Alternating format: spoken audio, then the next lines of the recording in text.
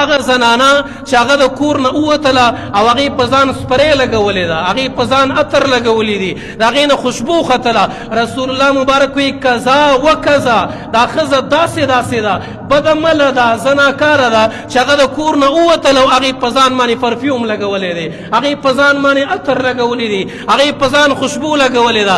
خاوند دې خبر هم نه، خاوند دې کور کې پروت دی، دې کور له سودا هم راوړې ده، دې د بازار چکر هم لګولی دی، دې د هر دکاندار سره مشغولام کړی ده، د دې مخ هر یو دکاندار کتلی دی، د دې اواز هر یو دکاندار اورېدلی دی، هر دکاندار یې پیژني چې دا فلانۍ ښځه ده. خدا را خویندو په تاسو باندې سودا راوړل نه دی ګوره، په تاسو باندې د خاوند تابعداري ده.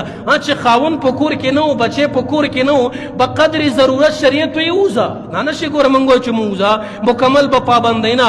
چې خاوند په کور کې دی ذمواري د هغې ده، زوی په کور کې دی ذمواري د هغې ده، پلار په کور کې دی ذمواري د هغې ده، ورور په کور کې دی ذمواري د هغې ده. د دې وجې نه د خاوندانو د اجازت نه بغیر د کور نه مه وځئ.